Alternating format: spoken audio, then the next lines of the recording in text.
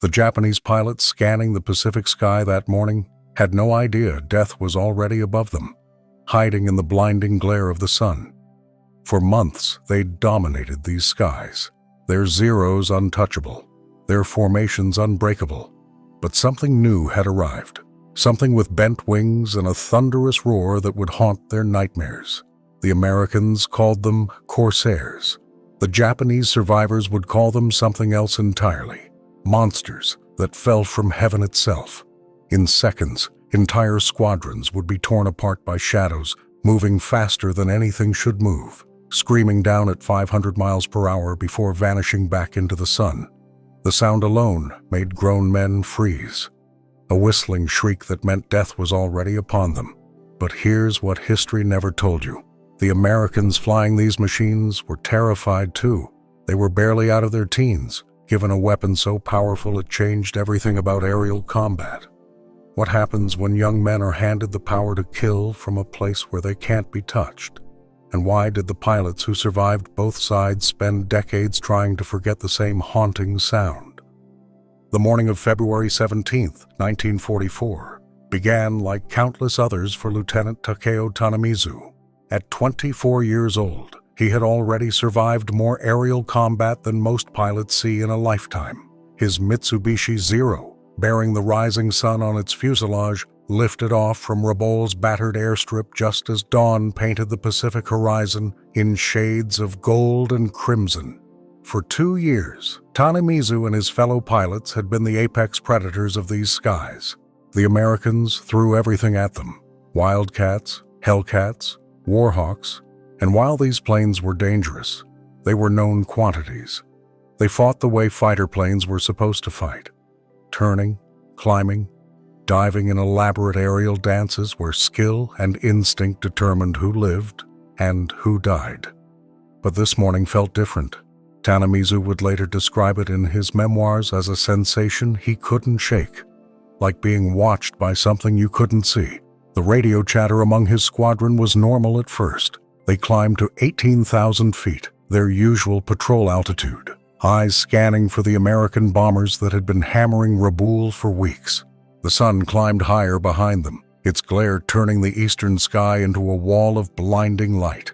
It was from this direction, the one place no pilot could effectively watch, that death would come calling. The first sign of trouble was the silence. Radio chatter suddenly stopped mid-sentence. Tanamizu's wingman, a young pilot named Yoshio, was pointing upward frantically. But when Tanamizu looked, he saw only the burning brightness of the morning sun. Then came the sound, a noise unlike anything in their extensive combat experience. It started as a whistle, high and sharp, but rapidly descended into a shriek that seemed to come from everywhere and nowhere at once. The Americans who flew these machines would later describe the sound as mechanical, just air rushing through oil coolers at tremendous speed. But to the Japanese pilots who first heard it, it sounded like something far more primordial, like demons screaming as they fell from heaven. The shadows hit them first, dark shapes moving at impossible speeds, faster than any Zero could dive without tearing apart. Tanamizu barely had time to bank left before tracers filled the air where he'd been. His wingman wasn't so fortunate. Yoshio's Zero erupted in flames before he could even begin evasive maneuvers. The attacking aircraft, Tanamizu caught only a glimpse of its distinctive bent wings, was already gone, climbing back toward the sun at an angle that should have caused it to stall. But it didn't stall. It climbed with power to spare, disappearing back into that blinding sanctuary where no Zero could follow. Within 90 seconds, 3 of the 8 Zeros in Tanamizu's patrol were falling toward the ocean in pieces. The survivors, including Tanamizu himself, never got a clean shot at their attackers. They couldn't even pursue them. The bent-wing fighters, these Corsairs, as the Japanese would soon learn to call them, operated in a completely different realm of aerial combat. They didn't dogfight. They didn't engage in the turning battles where the Zero's legendary maneuverability gave it advantage. They simply fell from the sun like hammers, struck with overwhelming force, and vanished back to altitudes where the increasingly worn Japanese engines couldn't follow. This was the F-4U Corsair, and its arrival in the Pacific marked more than just a new American fighter plane. It represented a fundamental shift in the mathematics of aerial warfare. But what makes this story remarkable isn't just the technology, it's the human drama behind it. Because the Corsair that terrorized Japanese pilots like Tanamizu was itself a terror to the Americans who first tried to fly it. The United States Navy had actually rejected the Corsair for carrier operations. Its nose was too long, creating a massive blind spot that made carrier landings nearly suicidal. The landing gear was weak and positioned oddly, causing the plane to bounce unpredictably on touchdown. The stall characteristics were vicious. The left wing would drop without warning, sending the aircraft into an uncontrolled spin. In training squadrons back in the States, they called it the Ensign Eliminator, after the young pilots it killed with disturbing regularity. One training commander reported that he was losing more pilots to accidents than he would likely lose to combat. But the Marine squadrons stationed on the rough, coral airstrips of the Solomon Islands were desperate. They were taking heavy losses from the experienced Japanese pilots who still, in early 1943, maintained a qualitative edge in pilot skill. When the Marines received their first Corsairs, planes the Navy didn't want, they had two choices: master this dangerous machine or continue dying in inferior aircraft. Marine Captain Kenneth Walsh, who would later receive the Medal of Honor, wrote in his diary about his first encounter with the Corsair. "She's a brute," he penned. 4 tons of airplane powered by 2,000 horses, all trying to kill you if you show the slightest weakness. The Navy boys were smart to pass, but we don't have the luxury of being smart. We need something that can match the Zeros, and this beast, if we can tame her, might just do it. What Walsh and his fellow Marines discovered was that the Corsair's vices could become virtues if you stopped trying to fly it like other fighters. That long nose that blocked forward vision, it forced pilots to approach landing strips in a curved pattern that actually gave them better perspective. The tremendous power that made it unstable. It allowed for energy tactics previously impossible, climbing to altitudes where Zeros couldn't follow, diving at speeds that would tear other fighters apart.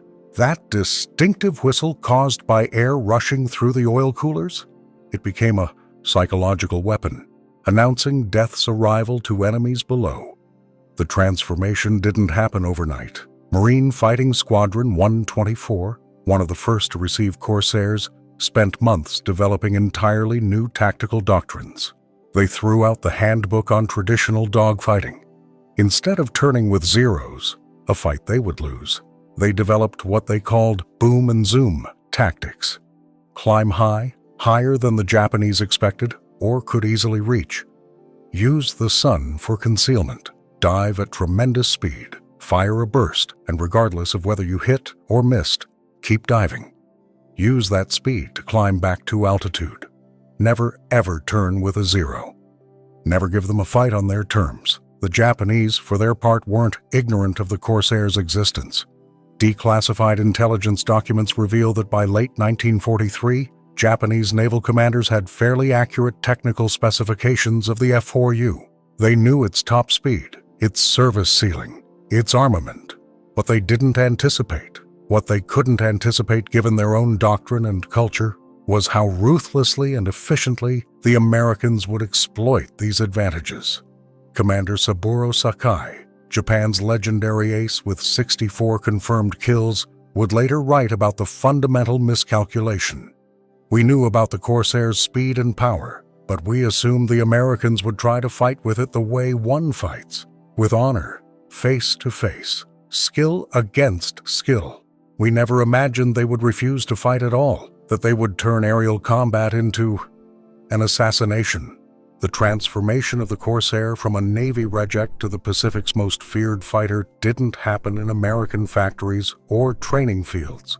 It happened in the primitive coral airstrips of places like Guadalcanal, Munda, and Vella La Vella, where Marine pilots lived in tents, ate cold rations, and learned through deadly trial and error how to turn a dangerous machine into an even more dangerous weapon.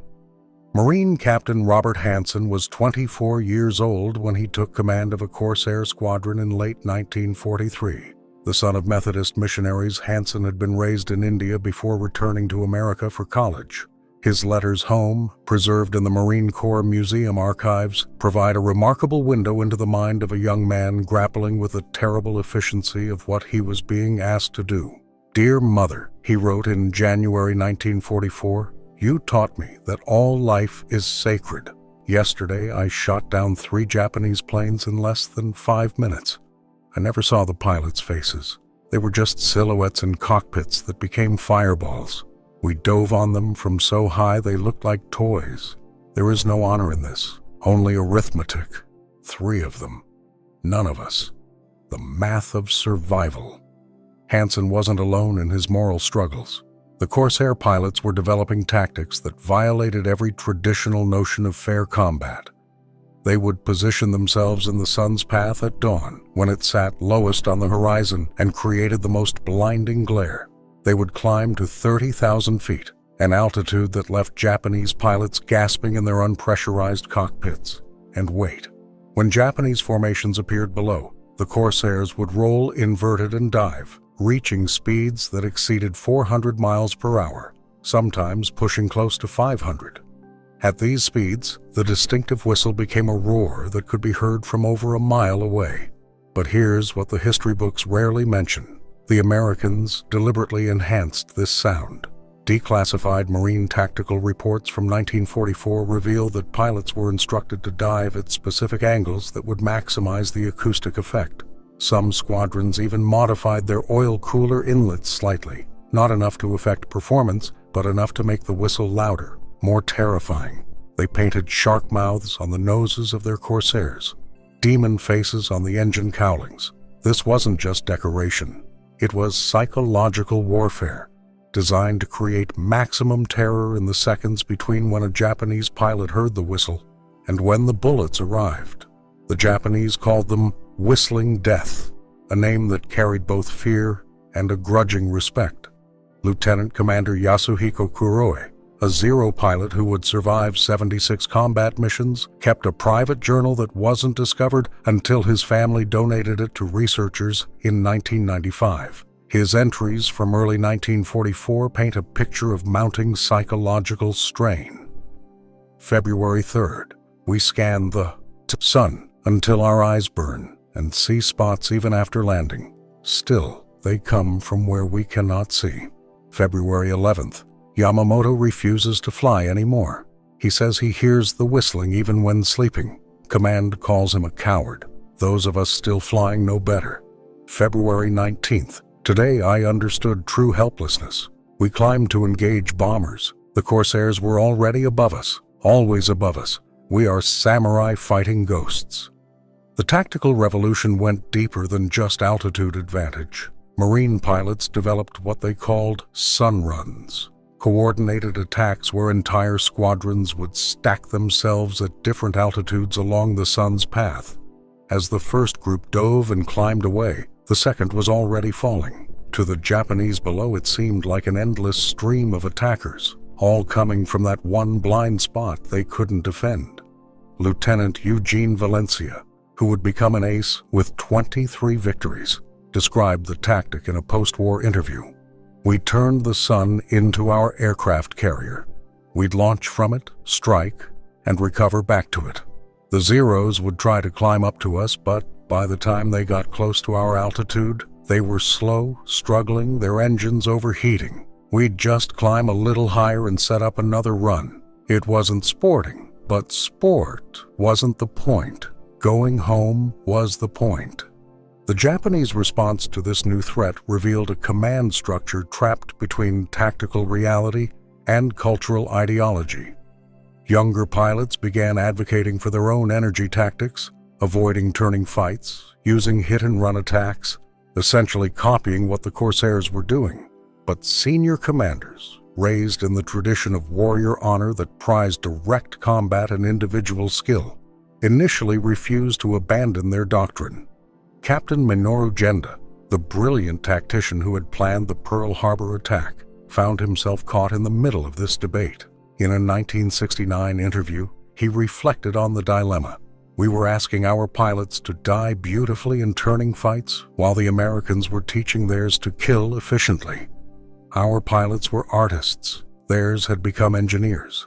Which approach showed more respect for human life? The one that asked for graceful death, or the one that maximized the chance of survival? Internal Japanese Navy communications from this period, declassified after the war, show increasingly desperate attempts to counter the Corsair threat. They tried flying in larger formations, hoping concentrated defensive fire would deter the diving attacks. But this just made them easier targets. They tried posting high-altitude sentries, but the Zero's performance above 25,000 feet was marginal, and Corsairs could still attack from above them. They even experimented with painting the tops of their aircraft white, hoping to reflect more sunlight and make it harder for diving pilots to aim. Nothing worked. The breaking point was approaching, and it would come in a battle that would demonstrate just how completely the dynamics of Pacific air combat had changed. The Japanese were about to face not just a few squadrons of Corsairs, but hundreds of them, flown by pilots who had perfected the art of killing from above.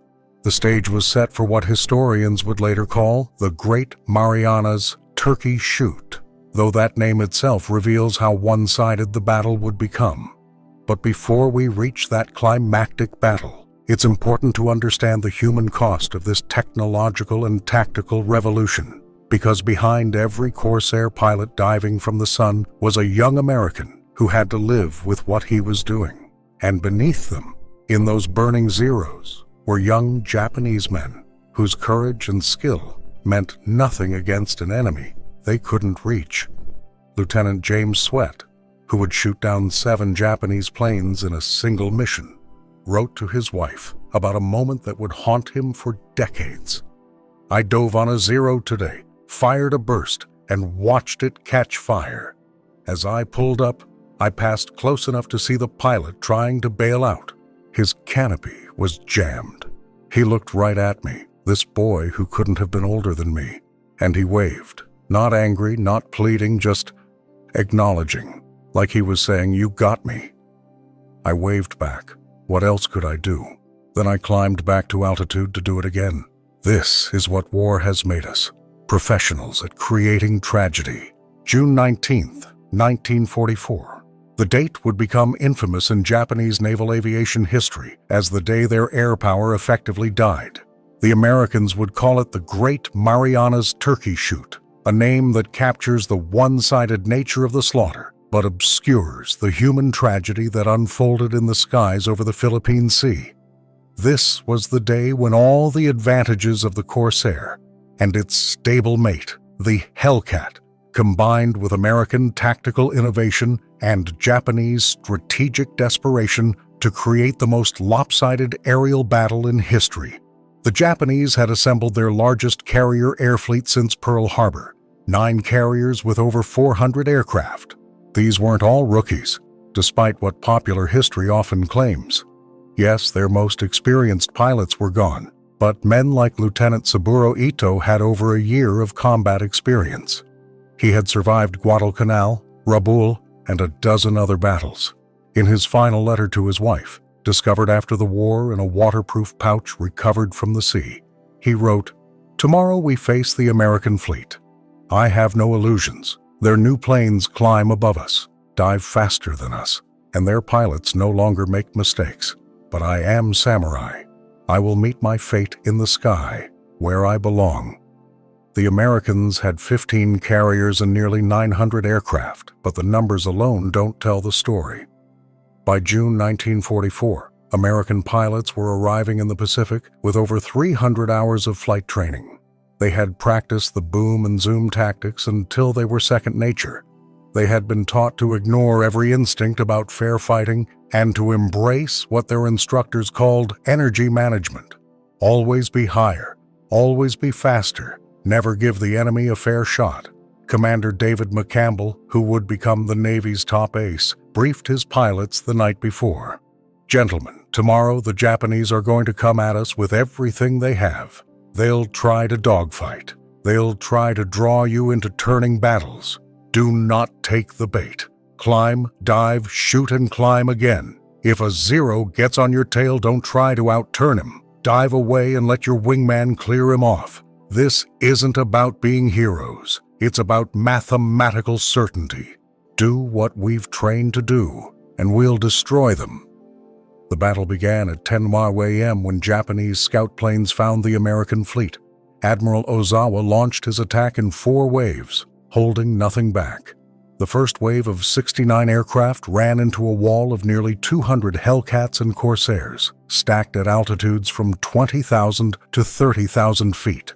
What followed wasn't combat. It was systematic destruction. Ensign Saburo Ito, flying in the first wave, later recounted his experience to American interrogators. His story, translated from Japanese military archives, is chilling in its helplessness. We were at 18,000 feet when they hit us. I never saw the plane that shot my wingman. There was just the whistling sound. Then Tanaka's plane exploded. I tried to climb, but they were already above us, always above us. I saw shadows falling from the sun, 4, 6, maybe more. Our formation scattered. I went into a dive to escape, but one followed me down. I could hear it behind me, that terrible whistling getting louder. I pulled up hard, hoping it would overshoot, but it had already fired and climbed away. My engine was hit. As I struggled to maintain control, I looked up and saw more of them, circling like vultures, waiting for any of us who tried to climb. The American pilots, for their part, described it as almost mechanical.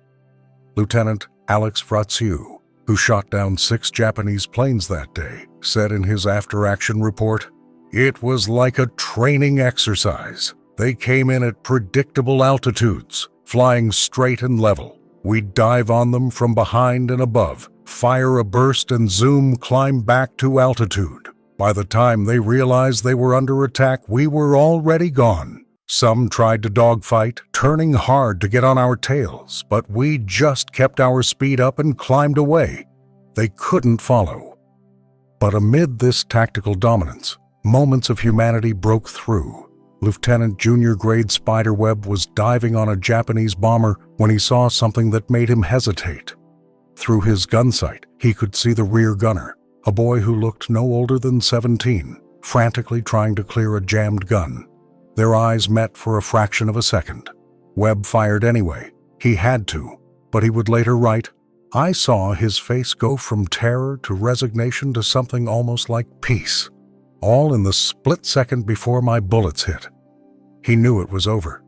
He stopped trying to clear the jam and just waited.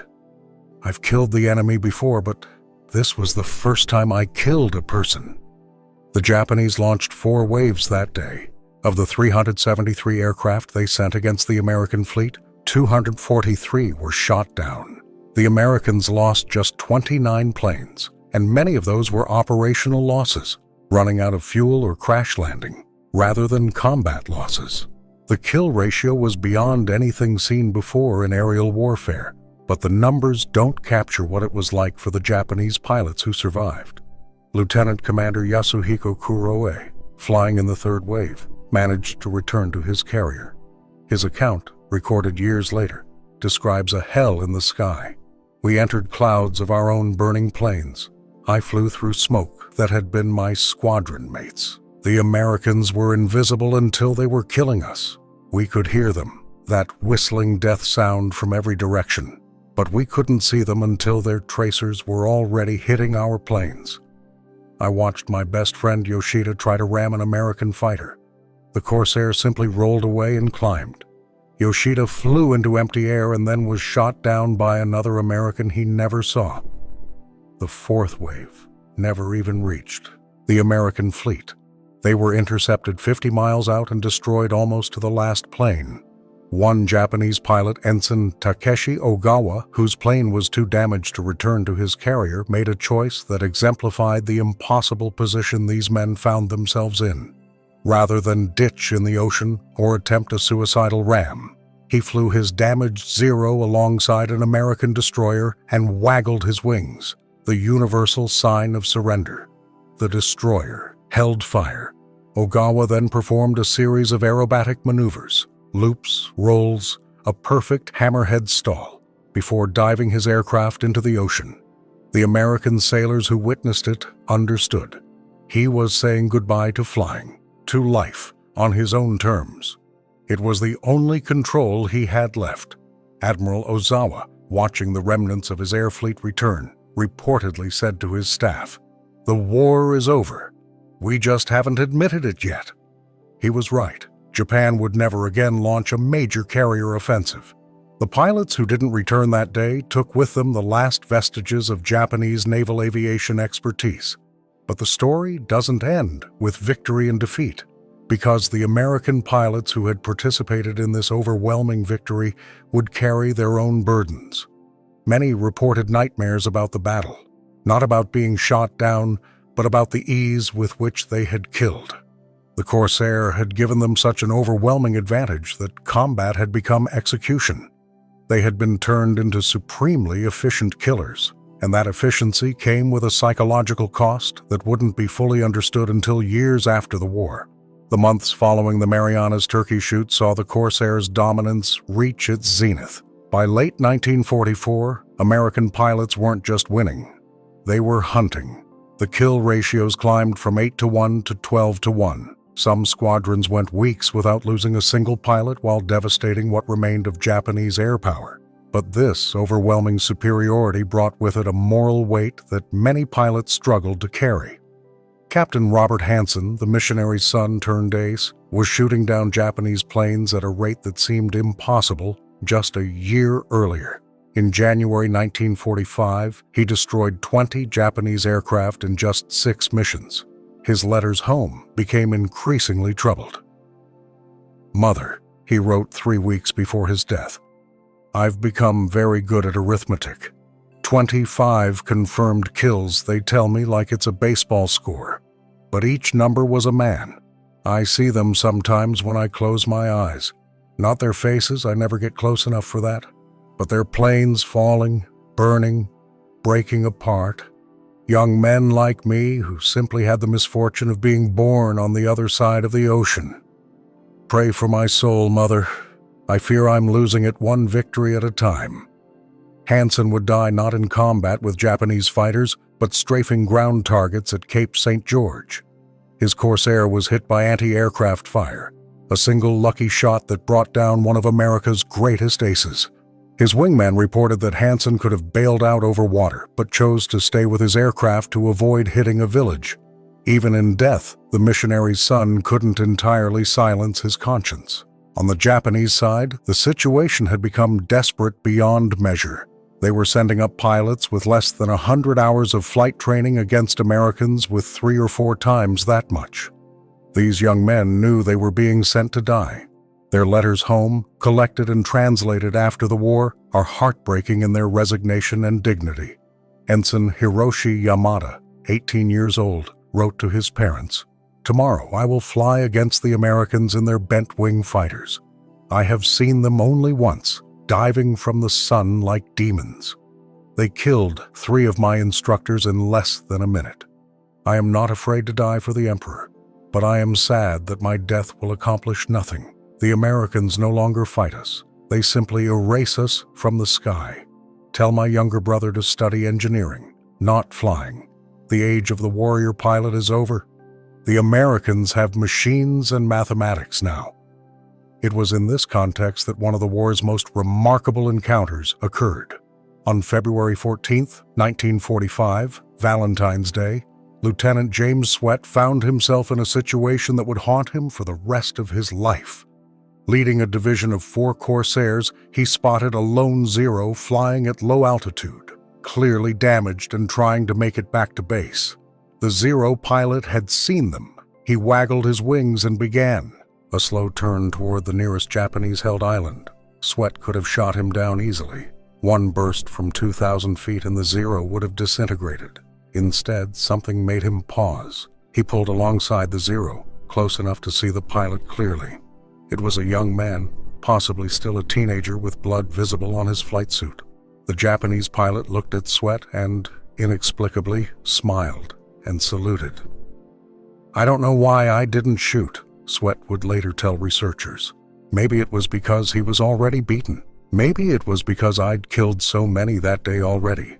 Or maybe it was because when he smiled, I saw my kid brother. I waggled my wings and pulled away. My wingman asked if my guns had jammed. I said yes. Sweat would later learn through post-war pilot reunions that the Japanese pilot was Ensign Kazuo Sakamaki, who survived the war. They would exchange letters in the 1970s, with Sakamaki writing, "You gave me my life when you could have taken it. I have tried to live it in a way that honors your mercy."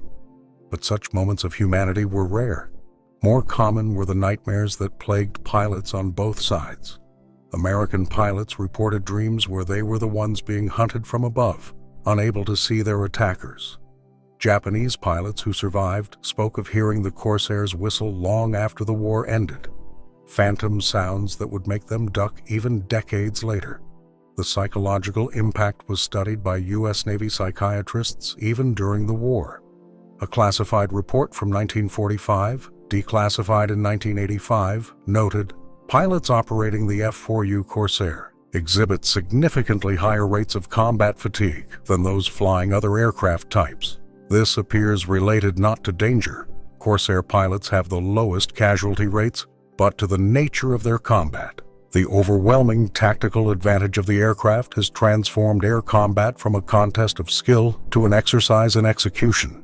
Many pilots report feeling more like executioners than warriors." The Japanese, meanwhile, were developing their own response to the Corsair threat, one that would horrify even hardened warriors.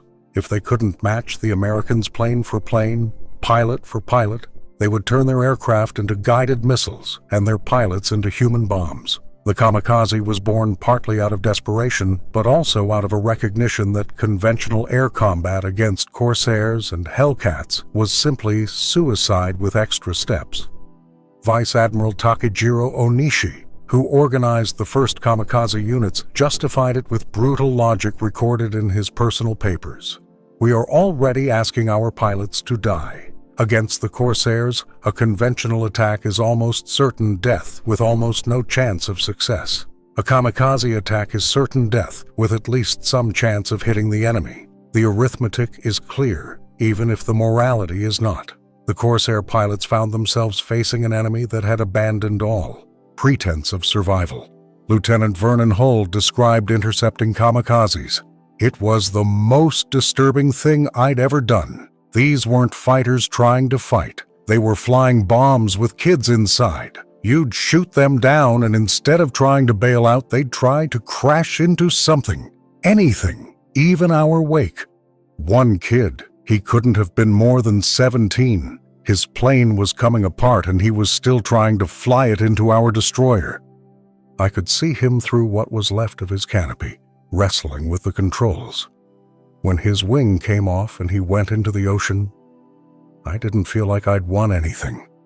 I felt like I'd participated in a murder-suicide." The final months of the war saw the Corsairs' evolution reach its logical conclusion. They weren't just fighters anymore. They were multi-role instruments of destruction. Armed with bombs, rockets, and napalm, they would climb to altitude, dive on Japanese positions, deliver their ordnance, then strafe anything that moved with their .650 caliber machine guns. They had become, in the words of one Marine commander, angels of death that owned everything from ground level to 40,000 feet. But this dominance came at a price that wouldn't be fully tallied until years after the war ended. The pilots who had wielded this incredible advantage would struggle to reconcile their wartime efficiency with their peacetime humanity. They had been given a technological edge so overwhelming that it had transformed them from warriors into something else, something they weren't sure how to live with once the enemy was gone. The war ended not with a climactic aerial duel between Corsairs and Zeros, but with 2 atomic flashes that rendered such contests obsolete. On August 15, 1945, Emperor Hirohito's voice crackled across Japanese radios, asking his people to bear the unbearable. For the pilots on both sides who had lived through the air war, the sudden silence was almost as traumatic as the combat had been. Lieutenant Commander Yasuhiko Kuroe, who had survived 76 missions against increasingly impossible odds, was stationed at Kyushu when the surrender came. His final diary entry, dated August 16, 1945, captures the bewilderment of a warrior without a war. The Americans we could never reach, who killed us from the sun itself, have won without invasion. We trained to die magnificently. Instead, we must learn to live with defeat. The whistling death is silent now, but I still hear it. I think I will always hear it. The American pilots, despite their overwhelming victory, faced their own reckoning. They came home as heroes, but many felt like something else entirely. The war had transformed them from young men who wanted to fly into precision killing machines. Now they had to transform back, and for many, that proved impossible. Captain Kenneth Walsh, the Medal of Honor recipient who had called the Corsair a brute, returned to civilian life but found himself unable to adjust. In a 1970 interview, he reflected, "People wanted to hear about dogfights, about honorable combat between knights of the air. But that's not what we did. We ambushed them. We killed them from positions of absolute advantage. We turned air combat into an assembly line of death." How do you explain that at a dinner party? How do you tell people that you got so good at killing that it stopped feeling like combat and started feeling like work?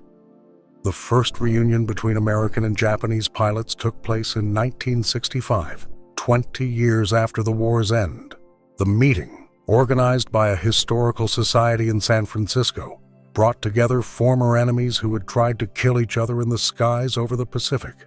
The moment that captured everyone's attention came when Robert Hansen's former squadron met the surviving pilots they had faced over Rabaul. Saburo Sakai, Japan's legendary ace, spoke through a translator to the assembled American pilots. "For 20 years, I hated you.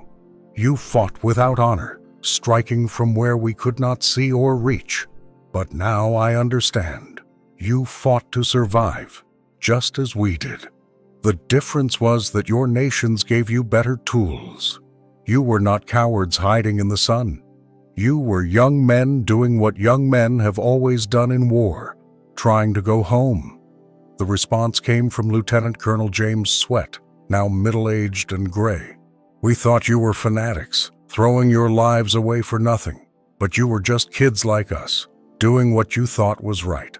The Corsair made us gods in the sky, but we were still just scared boys, wanting the war to end.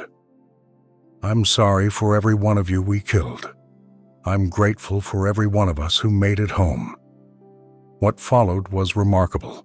The former enemies began sharing their experiences, and they discovered something that would bind them for the rest of their lives. They all had the same nightmares.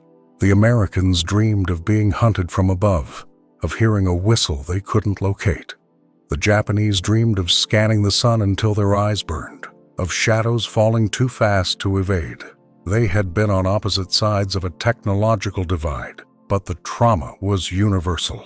In 1975, researchers discovered a collection of letters that would add another dimension to this story. Hidden in a Kyoto library were 43 letters exchanged between Lieutenant Hiroshi Tanaka, a Zero pilot shot down by a Corsair in 1944, and Lieutenant Paul Morrison, the Corsair pilot who shot him down and then protected him from angry Filipino guerrillas until he could be taken prisoner. Their correspondence, beginning in 1946 and continuing until Morrison's death in 1987, reveals two men trying to make sense of their shared moment of violence. Tanaka's first letter, translated from Japanese, begins, "You destroyed my aircraft and nearly killed me. You also saved my life and treated me with dignity. I do not know whether to thank you or curse you. Perhaps both are appropriate." Morrison's response was equally complex. "I've thought about our encounter every day since. In one moment I was trying to kill you. In the next, I was protecting you. This is the madness of war. It makes us do terrible things, then asks us to be human again. I'm glad you survived. The world needs men who understand both sides of war's cruel equation." Their letters evolved from formal exchanges to a genuine friendship. They discussed their families, their struggles with what would later be called PTSD, their efforts to find meaning in survival when so many others had died. In his final letter, Morrison wrote, "We were enemies made by history, friends made by choice. The Corsair gave me the power to kill you easily. Your survival gave me the chance to know you as a man. The second gift was greater." The story of the Corsair and its victims isn't just about technological superiority or tactical innovation. It's about what happens when warfare becomes so one-sided that combat ceases to be combat. The young Americans who flew Corsairs were given an advantage so overwhelming that many struggled to see their victories as honorable.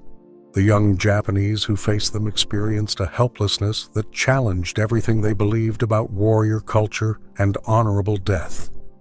Modern military historians studying the Pacific Air War have noted that the Corsair represented a turning point not just in aviation technology, but in the nature of warfare itself.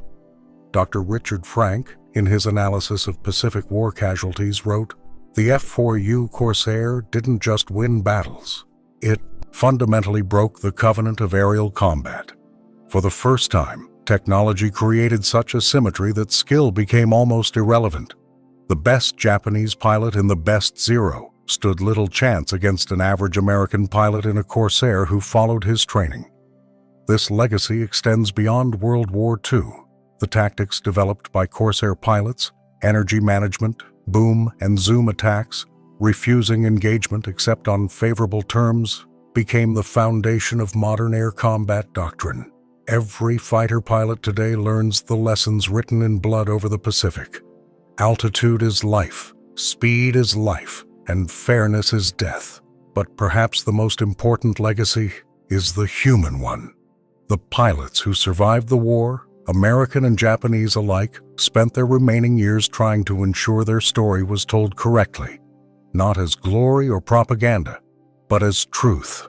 They wanted future generations to understand that behind every kill marking on a Corsair was a tragedy, and behind every falling Zero was a life ended too soon. Vernon Hull, who flew Corsairs with VMF 111, spent his post-war years teaching history. He would end every lecture on World War II with the same message: "We won because we had better planes, better training, better logistics, not because we were better men. The Japanese pilots who died fighting our Corsairs were just as brave, just as skilled, just as human as we were. They just had the misfortune of being on the wrong side of a technological revolution. Remember that, because someday, in some war, it might be us looking up at an enemy we can't reach." Today, restored Corsairs and Zeros fly together at air shows, their engines harmonizing in a way they never could during the war. The whistle that once meant death now draws crowds of admiring spectators. Veterans of both sides have been known to stand together, watching these beautiful machines dance across peaceful skies, sharing a silence that says more than words ever could. The sun still rises over the Pacific, painting the sky in the same gold and crimson that Lieutenant Takeo Tanamizu saw on that February morning in 1944. But now it rises on a world where former enemies have become friends, where the Corsair's whistle is a reminder not of death, but of the young men on both sides who faced impossible odds with courage, even when that courage wasn't enough. The story of Japan's encounter with the Corsairs that dove from the sun like monsters is, in the end, a fundamentally human story. It reminds us that technology can create overwhelming advantages, but it cannot erase the humanity of those who wield it or those who face it. In war's arithmetic of survival, every victory is also a tragedy, and every survivor carries both the relief of living and the weight of those who didn't. As one former Corsair pilot wrote in his memoirs, "We owned the sky, but we could never escape what we did in it. The Japanese pilots we killed were not monsters. We were not heroes. We were all just young men caught in history's most terrible mathematics." where survival meant someone else's death and victory tasted like ash. The Corsair gave us the power to kill from where we couldn't be touched, living with that power, and what we did with it proved harder than any combat we ever faced.